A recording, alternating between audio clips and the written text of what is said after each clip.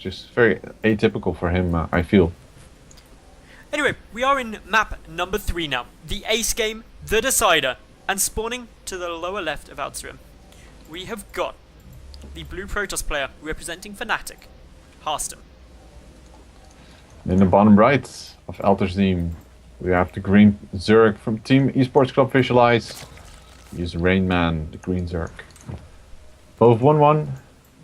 Pretty exciting series so far, and I really wonder what they're going to have in store for each other. Wait, don't tell me. Harstem's going to go for Stargate. I think he will. The Phoenix, especially in these positions, going for a Stargate's amazing, because you can stick the Stargate down in your natural base and you're basically next door. That works really nicely for you. And Harstem, he's just got such good control. Other things I think we may see from Harstem, potentially Dark Templar. He's a big advocate of going DT play. Alright, so yeah, DT play, something that a lot of players don't see coming. I feel with the size of this map, as a Zerg, you can comfortably go for early free base, and then just kind of play safe, you know, get those spore growers up in time against Phoenix DT, you know, just get a good timing on your Roach Warren and try to scout as adequate as possible, which is of course the harder part because of the sheer size and the distance towards your opponent. What's quite interesting coming down here is RainMan takes his base in his base first, and that may seem a bit counterintuitive, but a lot of Zerg players do prefer to take the third base first, because it's not too much harder to hold, but it means that your third base is really easy to hold. Harstem though, he's going Nexus first. He wants that economy. He's not scared of no Zergling all-ins. Yeah, not in the slightest. With good reason, I feel like it's still quite unlikely, I feel, on this map, even though, like we mentioned a lot earlier today in this cast, going for something like a 6-pool can really catch a lot of people off guard and can be just insanely effective. But yeah, that is not the case, and Harstem will be in a pretty comfortable spot going for the hatch first. And RainMan, kind of like I mentioned, is going for the quick third hatch. Yeah, so it's really hatch pool. Yeah, that's what I'm. Yeah, exactly. Very, very greedy from both players. Hatch pool isn't ideal up against the Nexus first, just because it can be quite awkward to try and defend that third if your opponent goes for a big 2-base all-in, which is a possibility. Generally, hatch pool works nicely, or works best against the gateway expand, which is probably the norm on our trim. Despite it seeming like it should be a Nexus first map, so many Protoss players will go for a gateway first just to be safe. Mm-hmm. Yeah, you know, in the long term it can certainly be worth it to go for a slightly more safe build, depending on what your opponent does, of course, as well, because if you know your opponent inside out, then you sometimes already have him you know, straight down to the number and know what kind of openings you can pull off against and which you cannot. So yeah, 3 queens on the way for RainMan at the same time. You don't see that often. But it's going to be fine. It's nothing too dangerous short term. The problems or the potential issues are only going to come on for RainMan if Harstem goes for a 2-base play. Yeah. Just because your tech's delayed, you're not going to have things like a Roach Warren down anytime soon. And Harstem should know from this scout that it was a very, very... Actually, he can't know because he can't actually get in to see about the natural. So this could actually be from that timing he got his third as his natural, which is, again, something quite common to see. Yeah. Harstem, once again, going to go for the Stargates. Immortal Sentry can be very popular on this map, which doesn't make a whole lot of sense because the access towards the third is pretty wide open. So something like Hydra laying lots of spines can actually be very difficult to break for Protoss if he doesn't have the best force fields. But no, Harstem seems to be going for this build for the 3rd time in a row. This seems to be his go-to PvZ build that he practices a lot. And well, to some degree of success, I imagine. Otherwise, you wouldn't be doing it 3 times in a row. Now, the big thing I'm keeping an eye out for now is what kind of response we're going to be getting from RainMan. Game 1, we did see that very heavy Ling Hydra style. It allowed him to win. But Harstem really stepped it up map number 2. The Phoenix are on their way, and these Phoenix, as we all know watching, were incredibly effective in the last map for Harstem. So RainMan needs to be prepared for those. Yeah, and I really feel he should, especially after having felt the brunt of it 2 times in a row. Still no spores though. We'll be seeing it. Actually, a lot of Zergs like to delay their spores for as long as possible just to get the most out of their drones that are still mining at that point. They'll probably start making them once this Overlord here at the natural Harstem perishes and falls into the abyss. And yeah, there we go. First spore, second spore, more even evolution chambers being added on, and RainMan is in a pretty good spot. But as we saw last game, and so many times in Phoenix up against Zerg, the spores only provide safety to the queens. Yeah. The drones can still be taken down once there's like 4 or 5 plus Phoenix, and that can be what really starts to hurt. Yeah, I like this by Harstem. He's getting a good scout off. He needs to really pay attention to his Phoenixes though. Like, every pick off is worth it. Like seeing a drone there and picking it off. But identifying what his opponent is going for is even more important. He spots the lair, but he doesn't see a spire or anything along those lines. And right now I really don't know what RainMan's going to go for. The most logical follow-up is the spire. I believe he already has a Roach Warren, so that should be... Actually, no, he doesn't. Does he? No.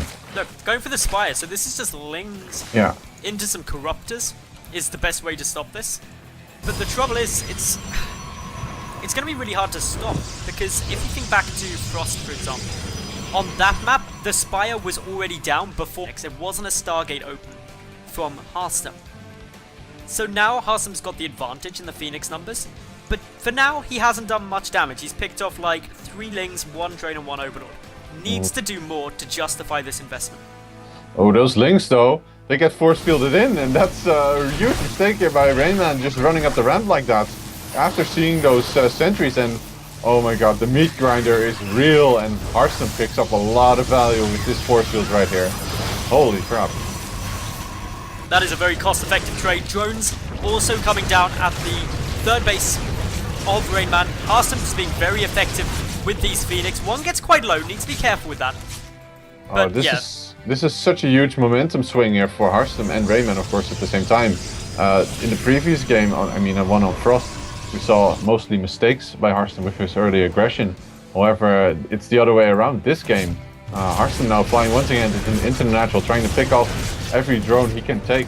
Has he actually figured out that there's another base? No, but now he does see the 4th already under construction for RainMan. So it's really his move to make. However, 10 corruptors, that's a lot of corruptors, and there's only one Stargate here for Harstem. 10 corruptors is a big produce step, basically. It comes down to control. Corruptor Mutalisk up against a lot of Phoenix is 100% a micro battle. If you control those corruptors well, and zone out the Phoenix from the Muters, and build up that big Mutalisk flock behind it, it's really tough to stop. But if you make missteps and allow the Phoenix to engage the Muters, that's when suddenly your Mutalisk count plummets and it doesn't really work. But as we saw in game number 1, Harstem did start to struggle to deal with those corruptors. Yeah, he did struggle with the corruptors, not only because of all the sheer numbers, but also the upgrades were really good here for RainMan. He's already getting the Carapace up for his corruptors, and has he actually produced any mutas? Yes, he has quite a few on the map.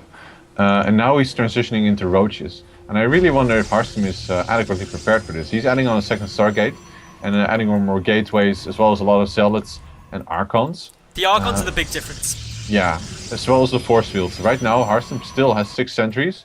Those are worth their weight in gold. He does not want to lose these to mutas. The Archon tech was never there in game number 1, and that gives a lot of benefit up against air units because of its splash. The Corruptors will take big hits from Archons, and that's really where a lot of Harstem's response is going to have to come from. I'm kind of worried here for Harstem. Like, he's gearing up for a big assault, but if I look just at the armies at face value, I'm not really sure if he's really capable of dealing with this. Nice response though, this time with the Guardian Shield. He needs to drop the force fields. Doesn't want to take this fight all that straight up. Loses already most of his sentries here. One gets away unscathed. I think he mismicroed his Zealots because they stopped hitting the natural the 5th base. And Harstem, he slowly backs away. He's now adding on Stalkers. Harstem isn't in a terrible spot to take this fight. It's the roaches that are going to be hurting mainly. But it's if he can get into a solid position with these units. He's at 2-0 upgrades compared to 1-1 melee attack. So these roaches don't have an attack upgrade. Here we go, another move in. RainMan doing a pretty good job here kiting the Zealots with the high roach count. The thing is, the only thing that Harstem really has to break through these roaches is by getting the Archons on top of them. And then still, it's not the most ideal fight. There's +2 on these Stalkers, but they lack Blink, which you really need in order to maneuver accordingly against the Muta and Roach numbers. So while the army of Harstem is now approaching max, it is not by far the most maxed out, most effective army. And the Phoenixes. But the nice force field here by Harstem. He needs to get these Zealots closer though. He doesn't want to take the fight still, even though the Archons are in a good position. Most of the Zerg, of course, are falling, but Harstem's supply is dropping just as fast and has lost its complete air army. And that, believe it or not, isn't actually too much of a problem, because now those 10 Corruptors are dead supply. And if Harstem resupplies with ground units, it's going to be very difficult for RainMan, who's only pumping roaches. At this stage of the game, mass roach isn't ideal. The Archons, though, get focused. That's a nice pickoff. It's going to be tough still to hold, but Harstem pushing on him. The micro from RainMan is good though, doing a good job kiting this force back as far as possible. All of the force fields have been depleted and they weren't all that effective. +3 attack has finished now for Harstem, but without Blink, these Stalkers really are not that strong against the roaches, and RainMan is just going to go in, go for the hug, and try to kill off as much as possible. Sheer numbers though are favouring actually Harstem. If we look at the roach count, it's now up to 33, but not all of those were engaging there. There's still 28 Stalkers, with +3 up against 1-1 on the roaches. +2 Carapace is still a long way off. Blink isn't that far away. And once Harstem has Blink, it's going to be very hard. The Hydralisks are going to be the key in order to defend this. What's important here is that RainMan, while he does have a 4th base, has yet to mine anything from it. His mineral patches are completely untouched. So it is still effectively a 3-base economy versus 3-base. Well, I don't like the fact that Harstem is committing so heavily to this with pure Blink Stalker. With sheer, perfect micro, because these are +3 Blink Stalkers, he can get a lot done here. And here we go, Guardian Shield gets popped.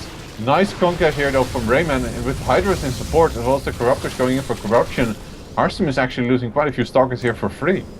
Overall resources lost, just now tipping in favour of RainMan. I love this by Harstem. He's refusing to kill the Corruptors because, like you mentioned, they are dead supply. That might have been a mistake though, but it really seemed like he was actively he purposely will keep them up. There's 18 supply, army supply tied up in 9 Corruptors. That's quite significant.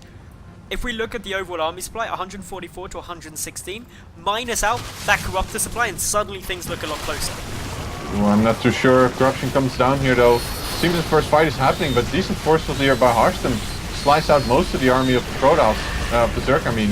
And good blinks there, he loses a minimal amount of actual units here, but this Stalker army, it won't carry him all the way, I feel. Once the hydra count get too much, as well as the upgrades for Zerg, I really wonder how Harstem is going to take care of this fight. He's relying on the upgrades, but as you said, RainMan, the upgrades are going to do a lot up against only roaches, but there's Hydralisks now. There's 24 Hydras. They are such massive damage dealers that Harstem's going to really struggle to try and engage up against this if the engagement positioning is equal. I like the fact that he keeps sniping creep tumors. Having good creep spread here for RainMan is paramount to having a good defense. Harstem once again loses a few Stalkers here completely for free, is forced to expend force fields and tries to trade, but it doesn't seem to be all that much of an effective attack. Harstem once again YOLOs in a couple of Zealots to try and take out the 4th, but it is sniped rather quickly, and it is still 3-base versus 3-base, but I feel the quality of the Zerg army is just slightly higher. Oh wow, than Harstem's. This was huge. The natural base gets assaulted. That is a lot of workers going down. 27 now killed this game by Harstem, who's continuing on this aggression. Finding a couple of stray Hydralisks attempting to reinforce. This is really swinging the resources lost to Harstem's way. Blinks up, takes out the 4th hatchery. These are some wins that Harstem really, really needed and is going to be very happy with.